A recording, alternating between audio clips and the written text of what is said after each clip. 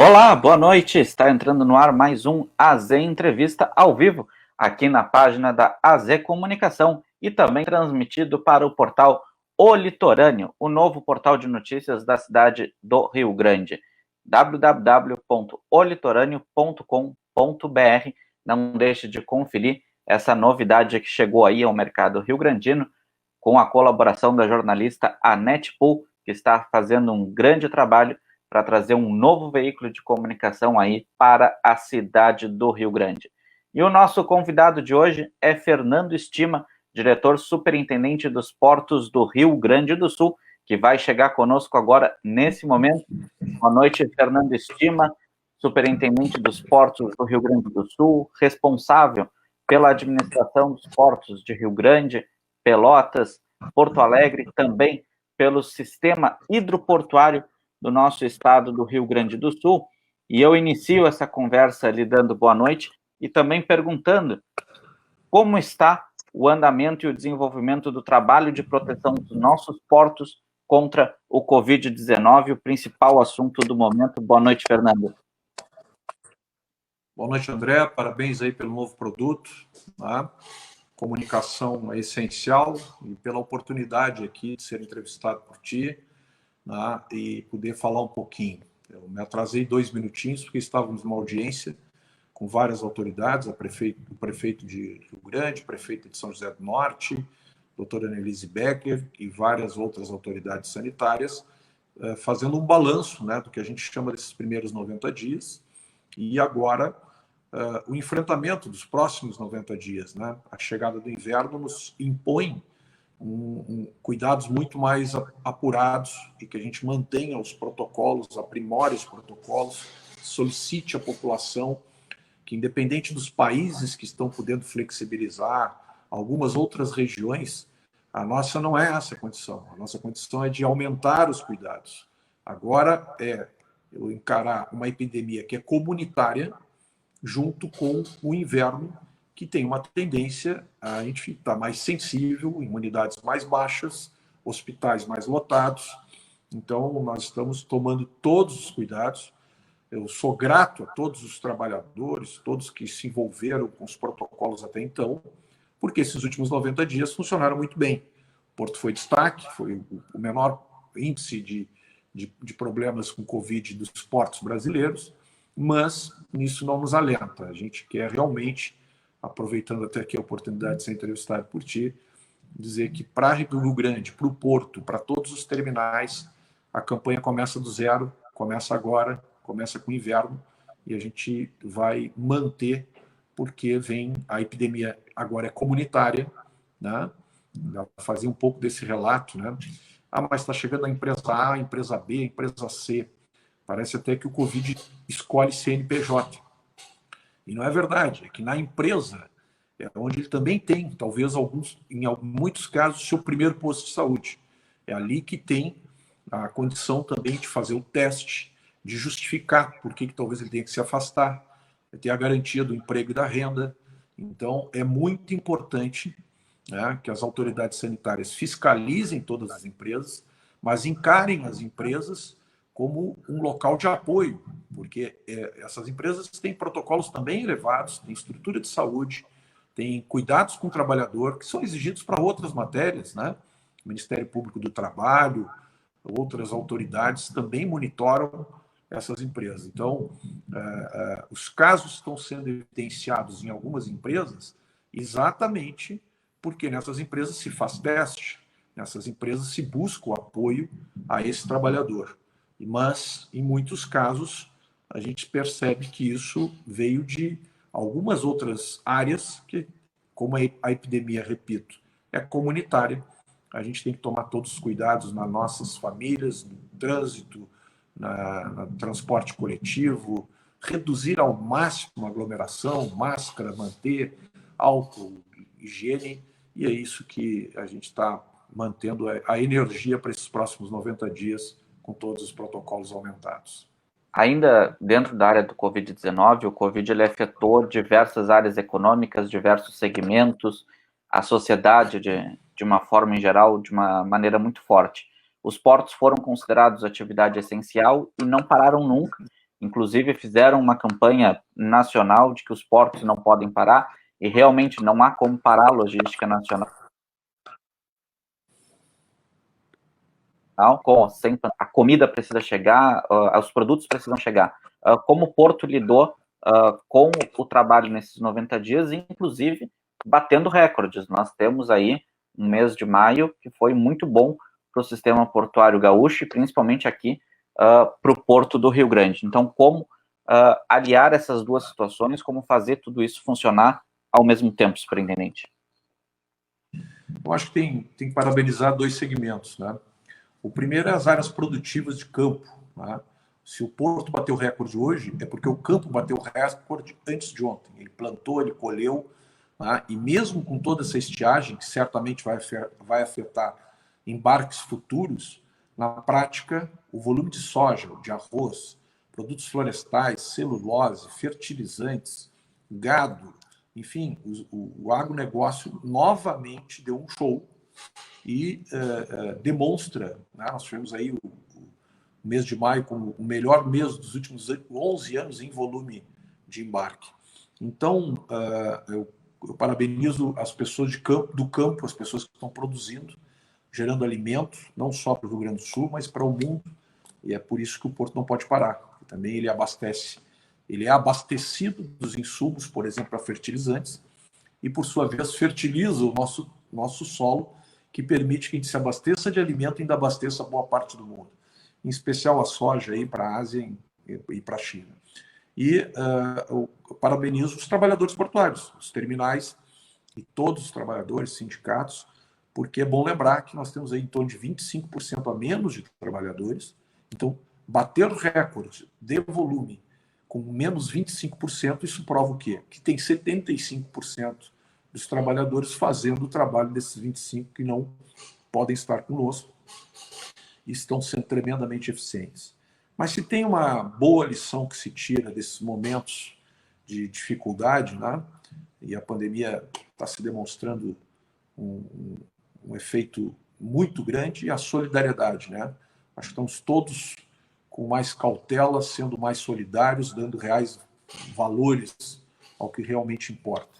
E a gente verifica que esses trabalhadores estão tremendamente focados, preocupados com as suas famílias, preocupados em seus sustentos, tá? Porque essa área da economia tem conseguido levar aí no mínimo 3 mil empregos diretos, tá? E esse recurso chegando nas famílias é muito importante, porque a saúde em primeiríssimo lugar, obviamente, mas as pessoas também estão bastante preocupadas em manter as suas qualidades mínimas de consumo, de poder de aquisição, porque uma coisa também afeta a outra. Essas pessoas precisam estar bem alimentadas, precisam ter capacidade de também manter os seus, tá?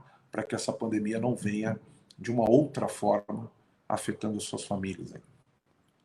Nós temos, dentro da área do Porto, que começar a projetar o futuro, né? O Porto é resultado da produção gaúcha, mas nós também precisamos projetar o futuro do que se pode se fazer pelo Porto de Rio Grande, pela logística gaúcha.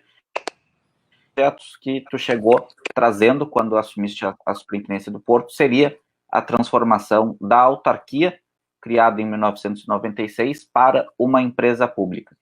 Te pergunto como está o desenvolvimento desse projeto. Eu sei que a pandemia retarda um pouco os processos, o governo do estado em si está todo voltado ao enfrentamento e fazendo muito bem o seu papel no enfrentamento ao Covid-19, mas como está o desenvolvimento desse projeto que é, para muitos, como fundamental para o futuro do Porto do Rio Grande? Acho que o projeto tramitou bastante, ele já está numa fase final, como bem colocou, ele deixou de ser prioridade neste momento. Ele depende de uma lei que será encaminhada para a Assembleia Legislativa assim que a Assembleia Legislativa estiver tratando de temas menos urgentes, como neste momento impõe. Mas ele tramitou bastante bem. Eu acho que o entendimento que merece para a comunidade em geral, existem vários modelos administrativos. O que nós estamos buscando é um modelo que permita, em primeiro lugar, que a gente tenha a garantia de que os recursos gerados pelo Porto fiquem no Porto. Em segundo lugar, que a gente consiga independente de cada governante, ter diretorias profissionalizadas. Tá? Eu sou muito grato ao governador Eduardo Leite, que conseguiu nos dar uma carta branca na escolha de vários profissionais, mas a gente não tem garantia nenhuma no futuro de que o sistema portuário seja efetivamente profissionalizado.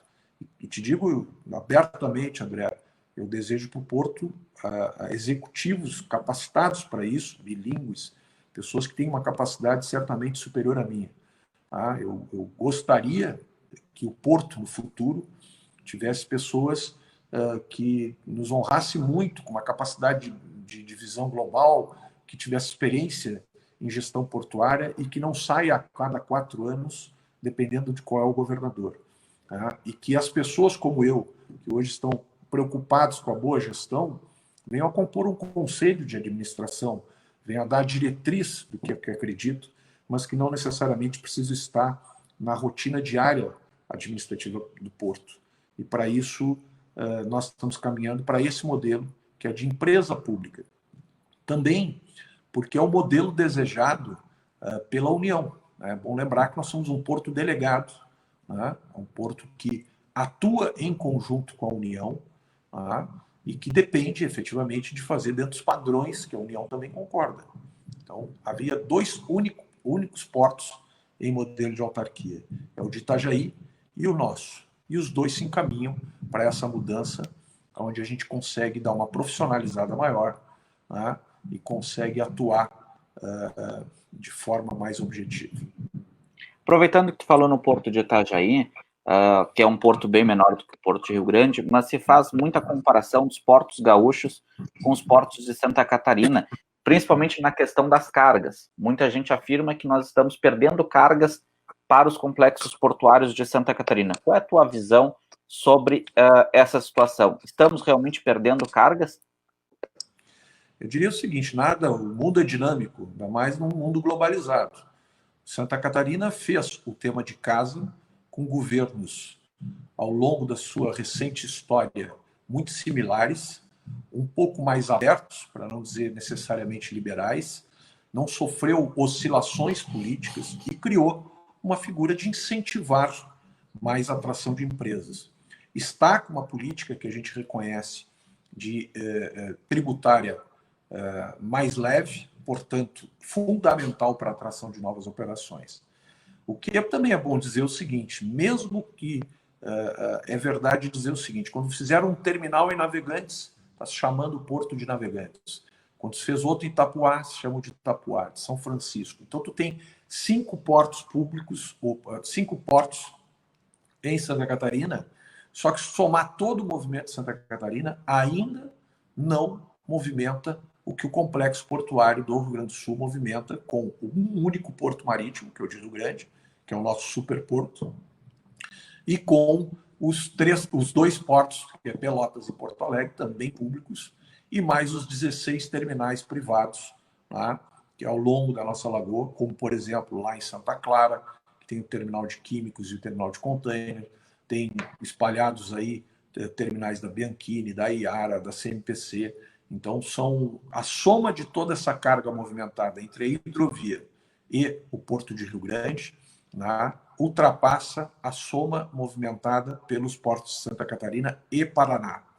Então, acho que a gente também tem que aprender a reconhecer o tamanho, a grandiosidade e a importância do Porto de Rio Grande, que agora, com esse calado recuperado, né, com a profundidade dos navios, as operações dos navios que já temos documentado aí, os navios de maior porte, reposiciona Rio Grande, né, para conseguir efetivamente atrair um volume maior de carga e um volume maior de opções, junto com outros projetos que talvez a gente vá abordar ainda hoje aqui. Dentro dessa linha de pensamento, Fernando, existe um outro problema que é bastante forte no estado do Rio Grande do Sul, que é a questão tributária. O estado do Rio Grande do Sul tem uma alta carga tributária dentro do nosso estado e, quando olhamos para Santa Catarina, vemos uma diferença muito grande. Há um degrau muito grande entre os 2 estados. há desenvolvimento de algum projeto, que se faça alguma equiparação, principalmente para as importações, para que a gente volte a ganhar competitividade dentro desse cenário? Sim, há, e é bom lembrar que também tem grupos que conseguiram seus incentivos específicos. Tá? Para a exportação não faz tanta diferença, porque são todos dentro de uma política nacional, a maioria com incentivos em função de toda a balança comercial. Na importação tem que tomar alguns cuidados, né? Quando tu pega, por exemplo, produtos que são importados para chegar no Rio Grande do Sul, que venham eventualmente a competir com produtos que são industrializados no Rio Grande do Sul, nós não devemos incentivar demasiadamente esse tipo de produto, senão você vai matar a indústria gaúcha, vai matar o emprego gaúcho, vai matar os impostos. Por outro lado, o volume de indústria do Rio Grande do Sul é muito grande, né? Muito maior do que o volume de indústria de Santa Catarina.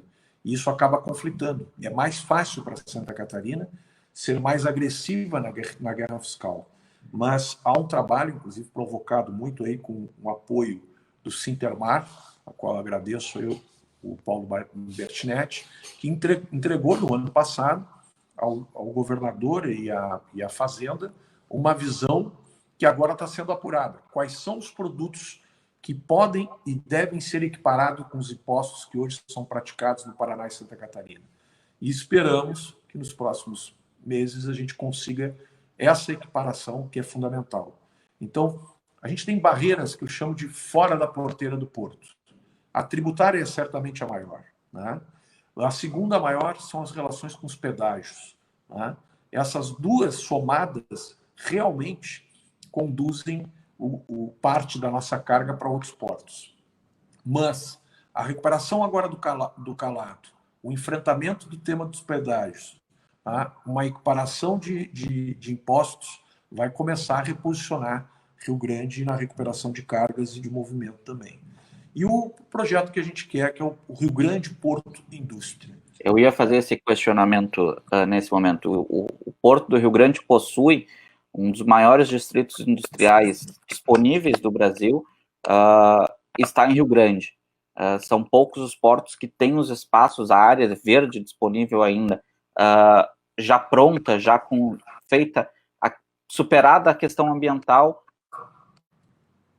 diz para novos investimentos. É o desenvolvimento do projeto Rio Grande Porto Indústria, nesse momento, em que momento estamos? Primeiro, nós já o referenciamos todo ele novamente, né? Para o telespectador compreender melhor, a estrutura do porto ela está toda atrelada à Secretaria de Transportes do Estado. Né? E leia-se toda a área reto-portuária, toda a área que está da rodovia da 392, ali no chamado lote 4, né? Em direção à água. E tudo que está no lado oposto, em direção ao território, onde tem os distritos industriais, ele está ligado à Secretaria de Desenvolvimento do Estado. Até então, todos os empreendedores que queiram fazer qualquer tipo de negociação têm que ir a Porto Alegre, tem que sentar na Secretaria de Desenvolvimento, a 300 e tantos quilômetros de Rio Grande, com um secretário de desenvolvimento que não necessariamente é da nossa região, e que pode optar por redirecionar o interessado para qualquer outra área, porque é bom lembrar que tem o Polo Petroquímico de Triunfo, que tem Distrito Industrial, tem outros distritos industriais estado afora. O que nós pedimos para o governador, para a Secretaria de Desenvolvimento, é que nós possamos também vender esses terrenos e atendê-los aqui. Hoje, eu acabei de atender pela manhã uma empresa paulista que tem interesse em estabelecer próximo ao porto. Tá? E isso não era uma prática comum. Então, nós conveniamos a Secretaria de Desenvolvimento para que o Porto de Rio Grande possa auxiliar no desenvolvimento dessa área. Tanto na área promocional, é bom lembrar que o Distrito Industrial de Rio Grande não tinha a prática de estar na nossa página do Porto. E se hoje vocês entrarem lá, depois tu pode, melhor do que eu, dar o link aí, né, do site do Porto, bem como você pode perceber o vídeo que está lá, que agora já tem material bilíngue, já tem o material com todo o distrito dos endereços que estão disponíveis e os que estão ocupados, os que estão contratados, mas que deverão ser ocupados. E eu sempre comento que um empreendimento imobiliário, até um único prédio, ele tem um folder bonito, ele tem um site apropriado, ele tem uma tabela de preço, tá? Ele tem bons vendedores, e normalmente não é só um vendedor. Então, o que nós convencemos o governador é que, assim, o Distrito Industrial de Rio Grande, com 2.500 hectares, não pode ter só um corretor, não pode ter só um vendedor, não pode ser só a Secretaria de Desenvolvimento. O Porto de Rio Grande quer e já está fazendo a promoção, iniciando a promoção do distrito. Bom, o mercado está muito retido, tudo que está aí vai demorar um pouquinho, mas assim que o apetite empresarial retomar, que a gente tenha uma clareza de que Rio Grande é uma opção. Um outro entrave que também está sendo discutido, liderado aí pelo deputado Fábio Branco, é a questão, junto com o deputado Marcel Van Hatten, a questão dos pedágios da região sul, desse polo sul, que tem um contrato com a Ecosul, um dos contratos mais caros do nosso país está na nossa região, afetando diretamente o transporte, que paga um pedágio caro, mas afeta principalmente a questão do frete e a questão do caminhoneiro. Eu já conversei aqui com o senador Lazer Martins, já conversei com o senador Heinz, e as opiniões variam entre de que será possível ou não rever esse contrato e fazer uma diminuição de preço nesse processo que está em andamento no TCU. Qual é a sua visão sobre isso? Nossa visão é a mesma e até parabenizo, né, o deputado Marcel e o deputado Fábio Branco, pelo trabalho realizado, é papel de liderança checar, e o Tribunal de Contas fez um relatório bastante crítico, dizendo que os preços praticados deveriam estar em torno de 50% no mínimo do que é praticado hoje. É uma batalha, não é tão simples, porque é como um bem qualquer que você pode ter comprado ou vendido mal, mas tem um contrato, né? Então, visivelmente, esse foi uma das primeiras áreas concedidas do Estado do Rio Grande do Sul. Nós estamos falando de um contrato de 20 e tantos anos atrás, e hoje se percebe claramente de que ficou insuportável e ficou totalmente fora das médias dos novos contratos. Tem contratos similares rodando a R$5, R$6 e não a R$12. Então, nós já fizemos algumas reuniões provocadas pelo próprio deputado Fábio Branco, e o grupo está apresentando, né, a concessionária está apresentando para a União propostas de investimento e propostas de reduções. Então, independente da causa jurídica, a gente leva uma certa fé de que o bom senso acelere a um preço justo já, né? E estamos, inclusive, apoiando uma campanha que vai trabalhar exatamente nesse sentido, reduzir para produzir mais, né? Então, é importantíssimo esse enquadramento desse pedágio num novo momento, e vamos nos associar a este movimento. Tá? O grupo também já apresentou ao secretário Gastal em Porto Alegre, para que a gente consiga fazer uma crítica qualificada. Tá? Nós entendemos que essa tarifa teria que ser revista. No entanto, a gente não tem certeza jurídica se ele pode simplesmente prorrogar um contrato fazendo investimentos, tem um arcabouço legal, ou se tem que licitar de novo, e se tenhamos que esperar até 2026, que é onde está o período desse contrato. Estamos de perto, acompanhando, dialogando, mas é realmente uma peça fundamental aí, trazer o preço do pedágio urgente para os padrões, porque senão outras regiões custa mais barato acessar a nossa região, seja para turismo ou seja para carga. Dentro dessa rodovia pedagiada existe um trecho que é fundamental e até hoje não duplicado, que é o lote 4, que tu já mencionou, que fica em frente ao Porto do Rio Grande, que fica exatamente fazendo a ligação dos terminais, fazendo a ligação do polo naval, dos estaleiros, e ligando o centro da cidade também a Praia do Cassino. Também é uma via usada pela sociedade, não só pelo porto e pela indústria. Como está o desenvolvimento do projeto do lote 4, esse que foi feita a duplicação até Pelotas, mas ficou faltando, e lembro que era um desenho faraônico que havia sido projetado para aquela região ali, se ainda há algum entendimento de que é o desenho, é o traçado que deve ser licitado e deve ser feito.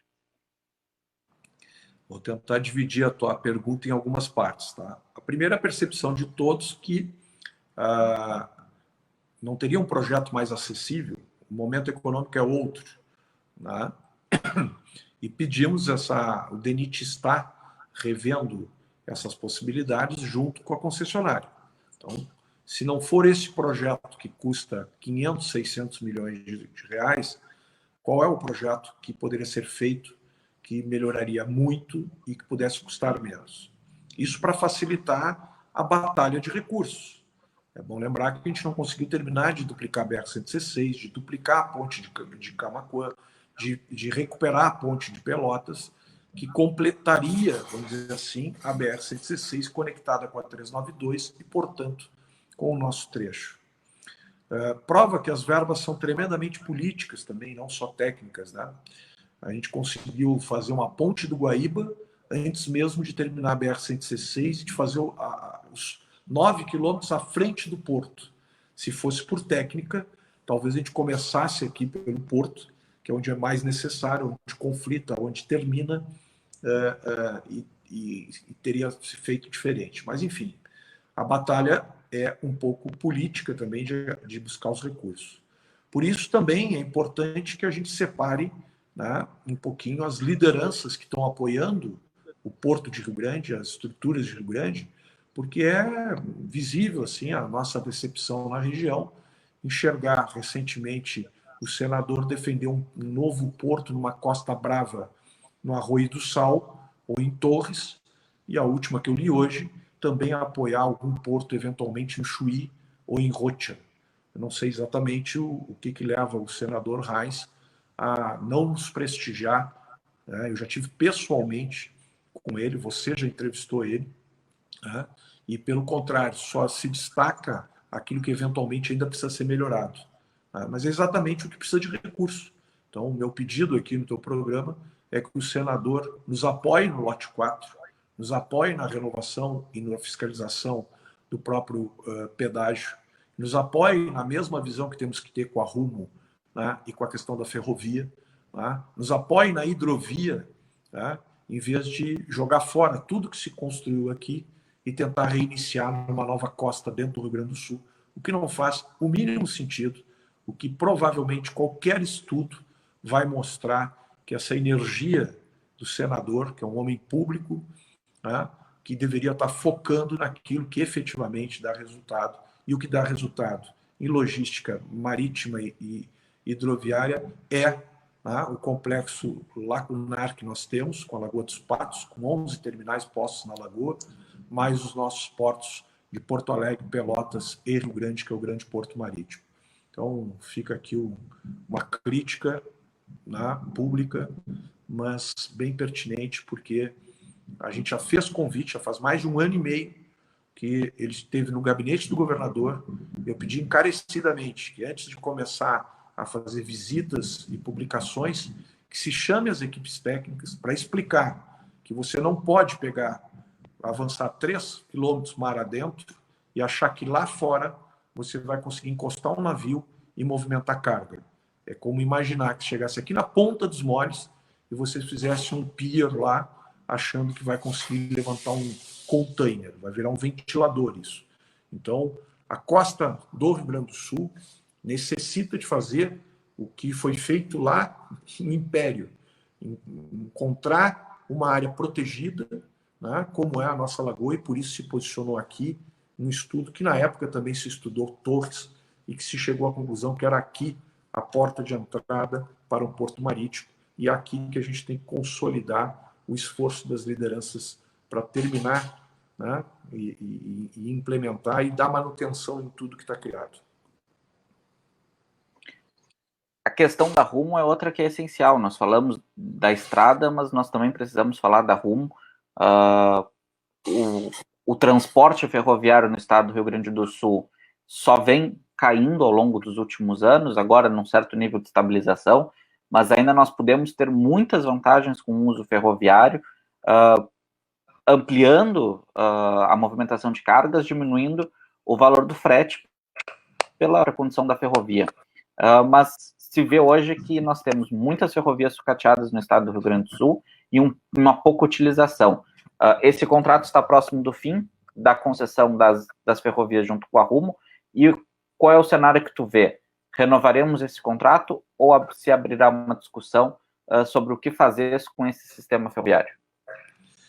Eu acho que o Brasil está vivendo uma condição de... recém estão vencendo os primeiros contratos de concessões. Tá? E o Rio Grande do Sul foi pioneiro. E está pagando um preço hoje por ser pioneiro, como todo pioneiro, tá? De chegar próximo à renovação. E quando qualquer investimento que você não sabe se você vai ter um prazo longo, você para de investir e aguarda o cenário.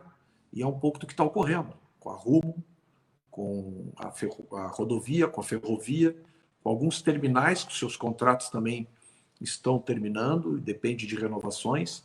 Tá? E esse cenário é o que a gente está tentando induzir ao máximo para que se tomem decisões. Tá? O que nós queremos da União, porque é bom lembrar que tanto a rodovia quanto a ferrovia são decisões que nós, o Estado e o Porto, seremos ouvidos, mas não somos o ponto de decisão. Né? Então, o que nós pedimos é o seguinte: faz sentido que esses grupos estão apresentando, eles encontram alguns mecanismos que, com investimentos, poderiam prorrogar e antecipar esses investimentos. Se isso fizer sentido, estiver dentro da legalidade e estiver dentro da competitividade de uma nova licitação, não tem porquê de sermos contra. Agora, se isso continua sendo mais caro do que licitar novamente, ou não tem meio legal a não ser licitar novamente, muito provavelmente nos cabe fiscalizar, cobrar que não caia a qualidade até que se consiga licitar novamente. Preciso falar um pouquinho de um assunto que eu sei que tu gosta bastante, que é o entrosamento da cidade do Rio Grande com o Porto. Afinal, um não existe sem o outro. O Porto do Rio Grande não existe sem a cidade, a mesma coisa sem o Porto. Que é um projeto que tu traz, que é esse Porto Cidade, e principalmente projetos para o turismo. Eu sei que tu tem trabalhado bastante na questão de um projeto que há 20 anos Rio Grande sonha em ter desenvolvido, e que até hoje ainda não saiu do papel, que é o projeto Macadá, da recuperação do Porto Velho, a transformação de toda aquela área num grande projeto de porto histórico, com áreas de entretenimento, lazer, e que tenha também um ambiente econômico sustentável para manter toda aquela área ali. Como tu enxerga esse projeto e qual é o andamento que os rio-grandinos podem esperar para aquela região?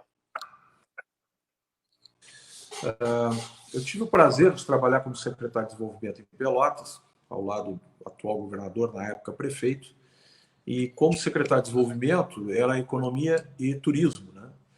E foi muito prazeroso e muito valoroso verificar que, ao recuperar um mercado com várias economias, você recupera uma autoestima do centro, você consegue dar valor a um patrimônio. E foi muito surpreendente o valor econômico da recuperação do patrimônio num centro histórico. E ao olhar aquele projeto Macadá, a lógica é a mesma para mim, né?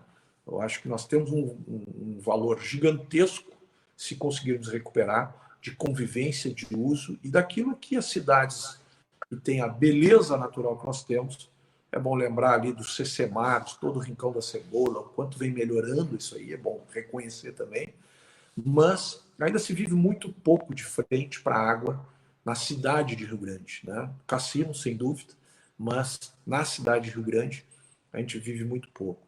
Então eu estou entusiasmado com esse projeto, André. Obviamente a pandemia nos atrapalhou um pouquinho, mas nós vamos até o final da nossa gestão entregar uma atividade.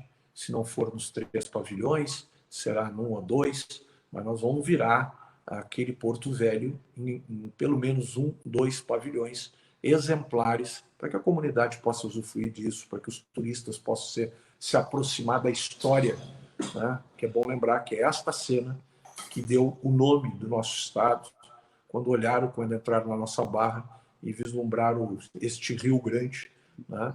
E que ali, mais do que nunca, a gente está com essa beleza toda exposta ali, que a gente consegue de frente para a Ilha dos Marinheiros, que também conduz muito a nossa história, particularmente tenho... Nós tivemos uma queda, voltou.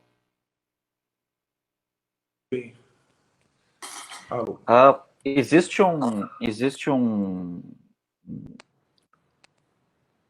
relação que, inclusive, as próprias festas do mar, além dos seus problemas econômicos dos últimos anos, que foi também a questão do cais. Como é que está esse processo ali da recuperação daquele cais do Porto Velho que sofreu com a questão do tempo? Nós fechamos um convênio com a universidade, com a área de engenharia. Já temos orçamento para fazer toda a tomada de testes atualizados para ver como recompor o cais. O modelo vai ser definido pelo projeto, então não tem como antecipar.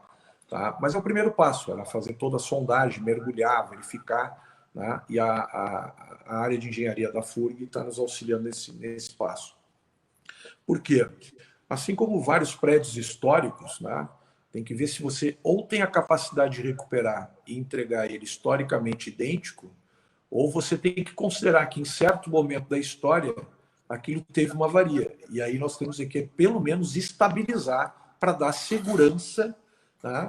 E talvez a parte do cais um dia se conte a história que em certo período esse cais sofreu uma erosão e por isso se encontra com o piso não linear e sim com uma área mais rebaixada. Mas uma segurança nós temos que ter, é que se quisermos que aquilo tenha convivência da sociedade, né, ele vai ter que ter uma condição de trânsito e de segurança grande. Então, esse laudo é que vai dizer isso. A expectativa é que até o final deste ano ele tem 6 meses para concluir todos os estudos e entregar as alternativas, né, nesse sentido. Olha, dá para recuperar, se deixa tudo como tem que ser, mas custa Y. Olha, não dá para recuperar, não recomendo mexer, porque você vai poder perder questões históricas ali ao se arriscar. Bom, então essa análise virá até o final do ano, para que a gente consiga, a partir do ano que vem, fazer a avaliação do investimento mais pesado, que é restauro ou estabilização. O Celso Pedreira traz uma pergunta aqui, eu vou até incutir uma outra pergunta junto. Celso Pedreira é engenheiro da Universidade Federal do Rio Grande, por muito tempo foi engenheiro lá na Superintendência do Porto do Rio Grande, e ele fala da possibilidade de colocar, se já há estudos da possibilidade de colocar resíduos de dragagem em terra, formando novos projetos como a Ilha do Terrapleno, ou ainda no projeto Orla, que é a questão do Saco da Mangueira, para fazer então aquela revitalização daquela área. E nisso coloco a pergunta também de como está o processo de homologação da atual dragagem. A dragagem foi toda concluída e agora se está no processo de homologação do novo calado e da conclusão definitiva dessa obra, que é tão importante ao Porto do Rio Grande. Falando do assunto de dragagem, essas duas questões. Agradeço aí, obrigado por estar nos prestigiando, tá? O engenheiro Celso Pedreira, e fico desafiado aí com uma pauta que é uma que você trabalhou muito aí pelo Porto, pelo Cais, então tem uma história pelo Porto até muito maior do que eu. Prazer, Celso, estarmos podendo falar com vocês sobre essas dúvidas. O Henrique Ilha, que é o nosso diretor de meio ambiente, que é oriundo do IBAMA, tá? Está estudando exatamente com o IBAMA, com estudos já feitos pela universidade, pela herança também da área de engenharia aí dentro do Porto. É bom lembrar que a ilha da Marinha ali, a ilha do Terrapleno, à frente ao Porto, ela é oriunda de dragagem. O Porto e sua base toda é oriunda de dragagem. Então, a história de um porto não pode ser diferente. Todos os portos, para sobreviver, ou dragaram para se criar, né, na sua criação, ou depois dragam para sua manutenção. Então, encontrar soluções para a utilização desse sedimento, além da questão de largar em sítio de descartes, é uma pauta que é permanente, né? E esses pontos colocados para colocar em áreas, inclusive, que estão com danos ambientais gigantescos, né? Então, tem áreas ali no contorno da própria orla que poderiam receber esses sedimentos e poderiam ser locais para se estabelecer definitivamente até estações de tratamento de esgoto, né? Então, ele é muito bem-vindo essa discussão, está se rediscutindo a própria reposicionamento da ilha do terrapleno, que tem uma área toda já desenhada, mas não foi ocupado plenamente, né? Como também colocar o sedimento em terra. Alguns ambientalistas, estudos dessas áreas especializadas, têm teses e teorias distintas. Alguns dizem que o solo marinho deveria continuar no solo marinho, que colocando ele para áreas terrestres, o dano ambiental é maior que se largasse nos próprios sítios similares. Mas eu confesso que são os estudos que dirão. As próximas dragagens levarão, sim, em consideração a possibilidade de, pelo menos parcialmente, serem usados materiais para isso. Neste momento, no Brasil, tem praias que estão recebendo dragagem para recompor as suas praias, né? Então, é importante checar. Agora mesmo a gente teve informação que Canasvieiras está fazendo uma licitação para conseguir repor, né, uma perda que teve nos últimos anos de sedimento de areia na praia, né? E com isso é importante repor. Enfim, eu acho que é uma pauta permanente aí da área de engenharia. E Celso, sinta-se convidado sempre para tomar um café e opinar sobre tudo, porque tens uma história também de defesa do porto. Dentro dessa linha aí, te perguntando, como está a questão da homologação da dragagem já feita, qual é o andamento desse projeto? Obrigado aí, desculpa, me estendi na resposta, me perdi na pergunta, né? Mas, em tempo, essa sequência para o telespectador, quer dizer, você tem competências de cada instituição, né? A União, junto com o Estado, fez todo o investimento, 90% veio da União, né, para fazer a dragagem, né? Limpar o canal e retirar esse sedimento e deixar essa obra pronta para a entrada dos navios na sua capacidade. A homologação nada mais é do que entrou uma empresa fiscalizando, escaneou, copiou, fez um xerox de toda essa obra, nas suas profundidades, suas larguras, o que ficou ainda eventualmente para reparo. E esta homologação, ela tem 7 trechos, né, de engenharia que são revistos.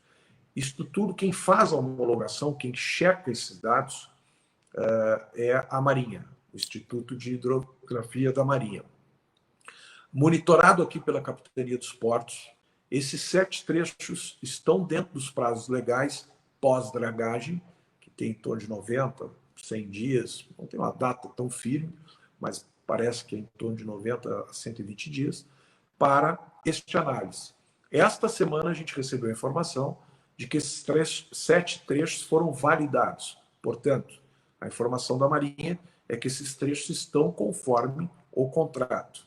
Agora sai um documento finalizado que vem aqui para a Capitania dos Portos, que em conjunto com a nossa área de engenharia vai, portanto, fazer os cálculos e definir o que é profundidade e o que é calado de cada trecho, fora da barra, dentro da barra, no superporto, no Porto Novo, né? E aí, efetivamente, publicar isso. Quando a gente publicar em conjunto com a Marinha, efetivamente nós temos a homologação que me parece aí que faz mais de 20 anos que a gente até teve a oportunidade de dragar, mas por motivos diversos nunca homologamos. Então vai ser um dado importante, porque os donos de navios, os armadores, dependem disso para ter seguros mais acessíveis, dependem disso para ter segurança em colocar os seus navios em rotas, em portos que efetivamente têm seus canais certificados, portanto homologados. Então a nossa expectativa é que com 30, 60 dias a gente consiga efetivamente ter a finalização dessa homologação. Mesmo não tendo ainda a homologação, Porto do Rio Grande vem recebendo navios de grande porte, navios de 330 metros, navios de 335, a praticagem vem se especializando para receber aí navios de 366, mas um assunto que é bastante importante ao Porto, que Vitória tem utilizado de forma muito bem, que é o VTMS, que é o processo de monitoramento do tráfego marítimo no Porto do Rio Grande. Há previsão de Rio Grande ter um VTMS em curto, médio prazo, superintendente? Nós temos duas frentes abertas para isso. Uma com a Secretaria Nacional dos Portos, que encaminhou para o orçamento do ano que vem uma proposta de um VTMS para Rio Grande, e outras são possíveis contratos que possam compensar entregando essa tecnologia para nós. Um eventual arrendamento de uma área nova, em vez de você receber o recurso, você recebe a tecnologia. Então a gente abriu duas frentes possíveis, levando em consideração que o caixa é restrito e nós estamos falando do investimento em torno de 20 milhões, como toda tecnologia, dependendo que tecnologia e até quanto você quer investir, porque tem várias frentes. Mas eu diria que isso pode ter sido no passado uns gargalos, que olha, a barra fecha muito seguido, né? Critérios que já foram realmente muito melhorados. Por quem? Pelas tecnologias dos navios, né? Os navios melhoraram muito, pela tecnologia de satélite, todo o mapa hoje, além de uma carta náutica, esses navios estão com uma condição de navegação muito melhorada, e diria em Rio Grande, muito pela praticagem. Né? A capacitação dos profissionais da praticagem e a tecnologia implementada em suas embarcações, em sua torre de controle, eu posso dizer que a soma disso não deixa de ser um VTMS. E isso justifica porque que a barra não fecha tanto quanto já fechou, isso justifica o porquê que o Porto de Rio Grande já não sente tanto aquela falta, mas é uma tecnologia, obviamente, de obrigação pública do Porto de Rio Grande, e nós vamos perseguir. Nessa lógica de virem recursos de novos contratos, por tempo não vê novos TUPs ou novas concessões, desde que foram feitas as grandes concessões, principalmente a do TECOM. Depois Rio Grande não viu mais investimentos desse porte, com exceção do polo naval. Como está a questão dos arrendamentos de novos terminais, porque áreas disponíveis tem tanto em Rio Grande quanto em São José do Norte? Isso dependia muito, tá, de uma visão de três instituições: o Porto, a Secretaria Nacional dos Portos e a ANTAC, que é a agência reguladora e que é quem prepara todo o caminho, o andamento para essas licitações. Eu confesso que estou muito grato e surpreso com a velocidade pretendida, que é a mesma nossa, tá? Com o ministro Tarcísio, com o secretário nacional de Portos, Diogo Piloni, e com a própria ANTAC, tá? Em querer dar celeridade e aumentar o volume de concessões dadas nos portos do Brasil. Tá? Então, é muito boa essa tua provocação, porque saiu do papel contratos de transições que vinham sistematicamente, o que era para ser transitório passou a ser usual. Vou dar um exemplo, né, que pode ser observado lá em Porto Alegre. Tem terminal fertilizantes pretendendo ter uma área concedida de 25 anos e vem há 4 anos, 3 anos fazendo contrato de 6 meses.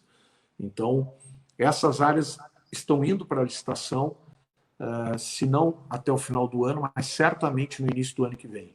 Então, as tratativas de revisão de todos os estudos de viabilidade, temos a unidade de Pelotas com a CMPC, temos em Rio Grande terminais aqui sendo propostos, como é o caso das antigas instalações da CESA, em que a gente já fez um chamamento público, já há uma empresa vencedora, essa empresa oferece os estudos e depois se faz a licitação.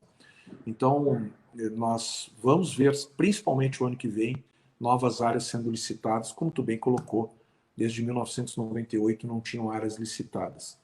Então, é um processo importante. Eu defendo, particularmente, que o Porto tenha uma gestão profissional, dependo que seja de uma estratégia de Estado, portanto, público, mas defendo que o maior volume de terminais possam estar na mão da iniciativa privada, monitorados pelos entes públicos, para que a gente consiga efetivamente da velocidade de investimento para essas novas operações. O governo federal tem um programa estratégico para que as autoridades portuárias possam, a partir de determinado nível de confiabilidade, fazer os processos de arrendamento. O Rio Grande está caminhando para chegar a esse nível de confiança do Ministério da Infraestrutura e da Secretaria de Portos? Certamente, tá? Nosso objetivo é, eles fizeram um credenciamento. Ontem ajustei com o governador, estamos encaminhando, a pedido do governador, a antecipação da renovação do nosso convênio de delegação. Nosso convênio de delegação é para março de 2022 e nós estamos pedindo para iniciar, se possível, terminar ainda este ano ou no início do ano que vem. Por quê? Pelas mesmas garantias que eu reclamava da rodovia, da ferrovia e dos contratos de longo prazo. Tá? As pessoas precisam ter certeza que, se estão negociando com a gestão do porto, estão falando com alguém que tem autonomia sobre os próximos anos. Então, nós vamos romper isso também. Mas falo isso porque é dentro desse convênio de delegação que você trata do tamanho da autonomia. Né? Então, enquanto nós vamos tratando da convênio de delegação, nós estamos aprimorando a transformação para a empresa pública. Tá? E foi o que foi feito em outros portos. Um dos exemplos é o Porto de Paranaguá, né? Que hoje tem mais autonomia de fechar os seus contratos. Por exemplo, essa semana tramitou algo que era importantíssimo na ANTAQ, os contratos de prazos menores, né? Que é o contrato do EVTEA simplificado, de 10 anos, né? Que até então só tinha, ou você tinha um contrato de transição de 6 meses e você acabava renovando mais vezes, né? Ou você tinha um contrato de utilização de até 25 anos. Então, operações intermediárias que tenham viabilidade, eles vão poder pedir um estudo que é muito mais facilitado, que é a ideia da agilidade, e que vá dar um contrato de garantia de no mínimo 10 anos. Isso acabou de ser publicado, a gente está comemorando, porque a gente acha que tem algumas operações, inclusive em Rio Grande, que poderão ser feitas dessa forma, como, por exemplo, o pátio de veículos, que poderia ter uma concessão de 10 anos, e junto com o suporte todo do poder público. O senhor acredita em processos de total desestatização, como é o que está acontecendo em Santos? Eu acompanho um pouco, sou muito curioso dessa situação de Santos. Primeiro, que eu não acredito num processo de desestatização. Você não consegue, você tem condições de reduzir o Estado. Extinguir, não. Né? Tem coisas que são estratégicas. Tá? E eu não abriria mão disso, mesmo vindo da iniciativa privada. Eu acho que, e vindo da iniciativa privada, tenho certeza de que a gente precisa de um Estado. O que eu, às vezes, me queixo é que não tem Estado. Né? Então, parece que pelo Estado não fazer a sua parte, até é possível que a gente deixe isso na mão privada. Eu não deixaria. Tá? Eu, francamente, acho que uma estrutura mais enxuta é possível, controlando bons contratos e fazendo contratos de reflexo de interesse público, de interesse que chegue na sociedade. Os interesses são distintos e são legítimos. O da empresa, obviamente, é gerar resultados, vai gerar os seus empregos, vai pagar os seus impostos e vai gerar um resultado econômico, a qual eu aplaudo. Eu não tenho ciúmes do lucro. O que eu acho que tem um equívoco é achar que tudo pode ser privado ou o inverso, que tudo deve ser público. Tá? Não existe essa distância. Nós é que colocamos, ou talvez equivocadamente. Prova disso é que, se você olhar no mundo inteiro, você tem bons exemplos de modelos privatizados e você tem maus exemplos de modelos privatizados. Particularmente, eu acho que acabamos de fazer duas referências de contratos mal feitos que foram privatizados ou desestatizados. Né? Um de rodovia, que por mais que ela esteja realmente muito melhor do que já foi, como estrada, ele não permite que isso seja cobrado o dobro da sociedade do que deveria. Tá? Então, para mim, não é um bom exemplo. Tá?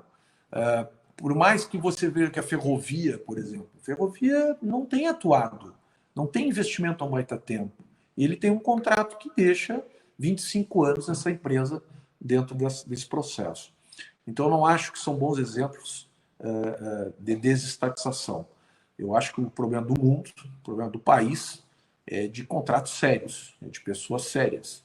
Tá? Isso você vai encontrar no público, vai encontrar no privado, tanto para o bem quanto para o mal.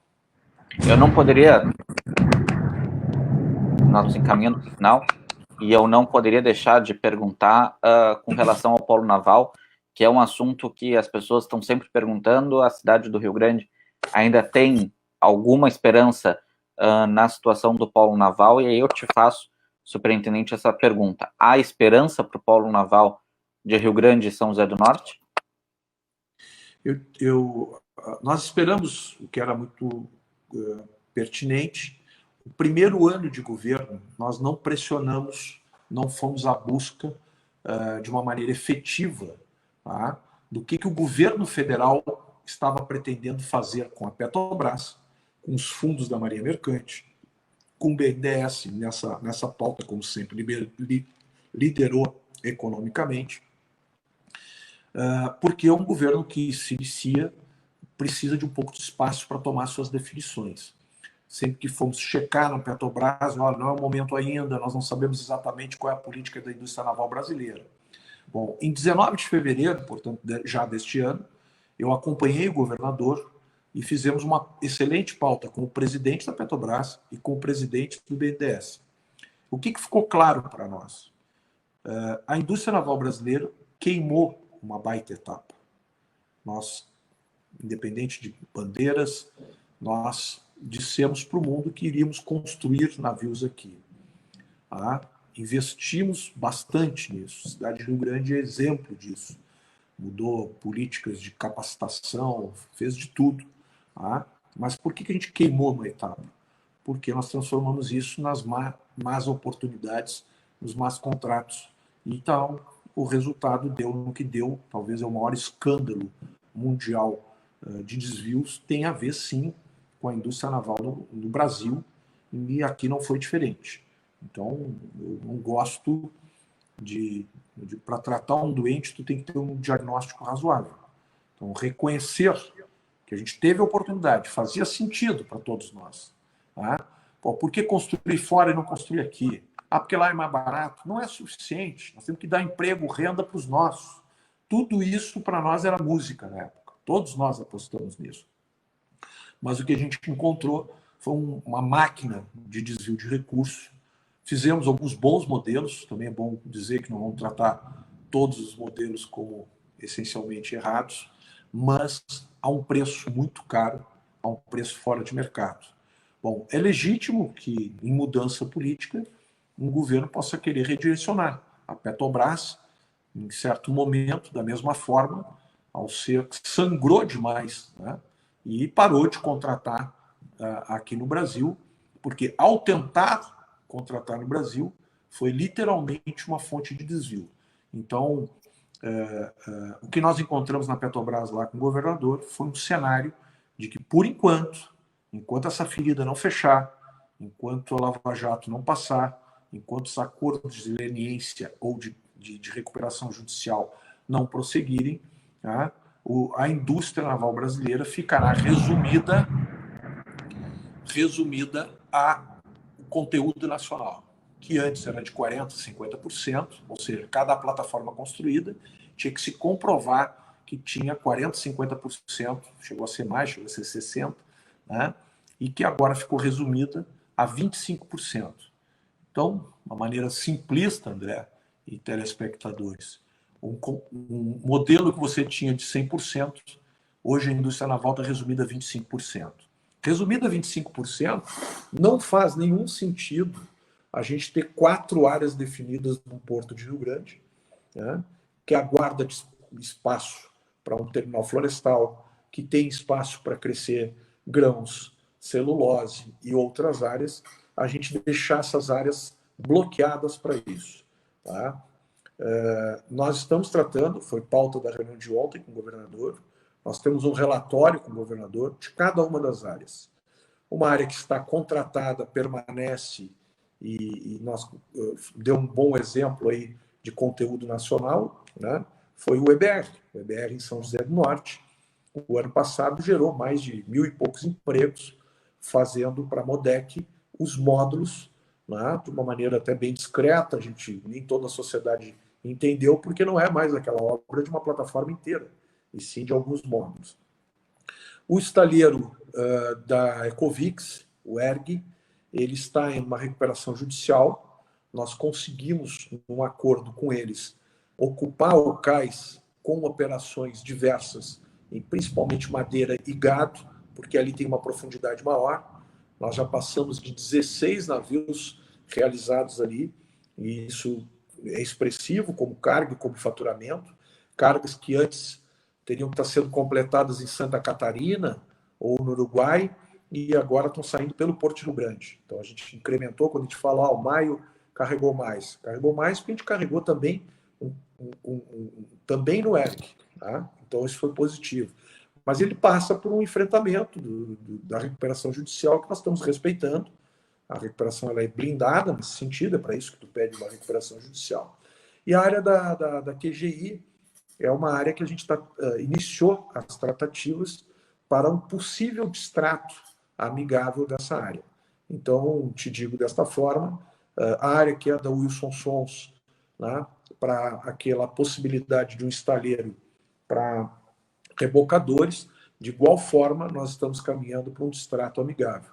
Então, de forma isonômica no termo naval, né, a Wilson Sons está andando para nos devolver a área. A QGI, o ERG, tem uma recuperação judicial que será respeitada. A QGI tratando de um distrato amigável, o EBR está contratado e vai operar. O futuro para nós é, Rio Grande vai continuar com uma indústria metal-mecânica de grande padrão, que pode ser recuperação naval, que pode ser desmobilização de plataformas, que pode ser a indústria petrolífera, que pode fazer pontes, que pode fazer peças metálicas de grande porte, que pode fazer uma série de ações nessa indústria metal-mecânica a qual foi destinada essa área. Então é isso que a gente pretende com o tema da indústria naval, que eu diria que está mais para uma indústria metal-mecânica de grande porte ligada ao mar. E para finalizar, superintendente, nós já estouramos nosso tempo de 1 hora, mas o Brasil viverá nos próximos meses aí um período de extrema importância, que é o período das eleições. O período eleitoral, o superintendente não passa pela eleição, mas o período eleitoral movimenta muito as cidades. O senhor é superintendente Rio Grande, Pelotas, Porto Alegre. O que o senhor espera aí desse pleito que já passou pelo Senado Federal, deve ocorrer aí, então, no dia 15 de novembro e no dia 29 de novembro, o segundo turno. O que o senhor espera desse pleito nos municípios que o senhor possui áreas e possui portos aqui no estado do Rio Grande do Sul? O bom senso, que a gente consiga fazer boas escolhas, que sejam governantes que compreendam o valor da logística, o volume de trabalhadores que estão ligados direto e indiretamente com o sistema portuário, né? E que a gente consiga demonstrar que a logística é fundamental para o desenvolvimento econômico e, portanto, para a sociedade como emprego e renda. A expectativa é que a sociedade consiga fazer boas escolhas e que a gente consiga pessoas do bem querendo fazer política, que também está muito difícil querer colocar o nome à disposição no momento em que a política não vai muito bem nesse país, mas eu tenho fé e não quero ser governado por pessoas que não queiram efetivamente se envolver com o bem, e é por isso que a gente, eu acho que está chulhando aí as mudanças ou as reeleições, depende das projeções, mas em especial na frente dos portos, para Porto Alegre, Pelotas e Rio Grande, que a gente consiga bons nomes que continuem respeitando a estrutura portuária. Superintendente, muito obrigado pelo espaço na sua agenda para a gente ter essa conversa, esse bate-papo sobre o sistema portuário. Acho que conseguimos falar um pouco de cada assunto. Eu estou me assustando com onde o senhor está. Eu não sei se o senhor está em Rio Grande ou se o senhor está em Porto Alegre, mas o temporal está chegando por aí. A gente conseguiu ouvir algum trovão, mas que fique tudo bem. E muito obrigado por ter tido essa conversa conosco. Obrigado, André. Foi um prazer falar contigo no teu programa, tá? E me coloco sempre à disposição. A comunicação para nós é muito importante. A gente acredita muito que esse diálogo fazer a sociedade compreender como é que a gente pensa, receber as boas críticas, são fundamentais. Obrigado pela oportunidade e vem aí sim uma virada de tempo bem grande aí, deve despencar, porque esse verão em pleno junho não é muito comum. E estamos precisando de água, né? Então vamos deixar o céu cair um pouquinho, as lavouras agradecem, os recursos hídricos são fundamentais. Muito obrigado pela oportunidade. Muito obrigado, Fernando Estima, superintendente dos portos do Rio Grande do Sul, conversou conosco aqui nessa noite de hoje. E na sexta-feira, você não pode perder, 7 horas da noite, nós vamos conversar com a pré-candidata ao Paço Municipal pelo PT, Darlene Torrada. Então não perca, sexta-feira, 7 horas da noite, eu converso com Darlene Torrada e vamos falar um pouquinho sobre eleições e sobre o Rio Grande a partir. Então, não perca que nós vamos ter um bate-papo muito produtivo. Muito obrigado a quem nos acompanhou. Se não conseguiu assistir tudo e quer rever, você pode, então, acessar as plataformas do YouTube, do Twitter, do Facebook e também os podcasts. Essa conversa é transformada em podcast e você pode ouvir nas principais plataformas de streaming. Muito obrigado e boa noite. Até mais!